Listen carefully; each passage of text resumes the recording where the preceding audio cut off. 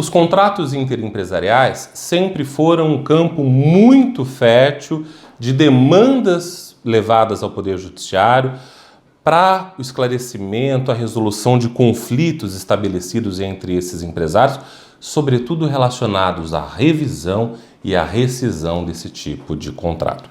E até então nós não tínhamos nenhuma regra estabelecida em lei relacionado a esse tipo de questão, de modo que o Poder Judiciário atuava com uma certa discricionariedade para resolver esse tipo de conflito.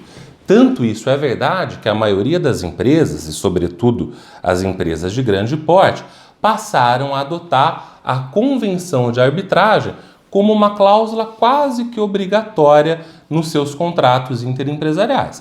A arbitragem é boa, é rápida, mas é muito cara. E sendo muito cara, acaba dificultando o acesso das empresas que são menores e que dependem, no exercício da sua atividade econômica, da realização de contratos com essas empresas ditas maiores ou mais fortes. E aí vem então o estabelecimento de dois novos artigos no Código Civil, o 480A e o 480B, não é? Lá naquela parte que trata da resolução de contratos por onerosidade excessiva, exatamente com o objetivo de trazer regras para a interpretação desse tipo de relação contratual entre empresas. Veja lá, o 480A diz o seguinte: nas relações interempresariais é lícito às partes contratantes estabelecer parâmetros objetivos para a interpretação de requisitos de revisão ou de resolução do pacto contratual.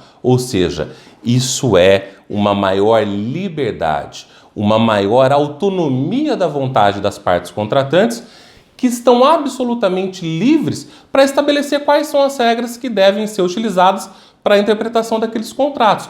Você retira, portanto, do Poder Judiciário aquela possibilidade de decidir o que melhor lhe aprouver, o que melhor lhe achar conveniente. São as partes quem devem determinar essas regras de interpretação e isso, portanto, passa a ser lícito, de acordo com a lei. Há outro artigo, que é o 480B, e esse é o que mais me chama a atenção, diz o seguinte: nessas relações interempresariais deve-se presumir a simetria dos contratantes e observar a alocação de riscos por eles definidas. Ou seja, aquele argumento que é comum, que é recorrente, de que há sempre num contrato interempresarial uma empresa forte, uma empresa dominante e uma empresa que é hipossuficiente e vulnerável, esse argumento começa a ficar bastante frágil de acordo com o que foi estabelecido pelo artigo 480B. Isso é uma revolução em relação aos contratos interempresariais e todo advogado que atua nessa área precisa necessariamente ficar atento a isso.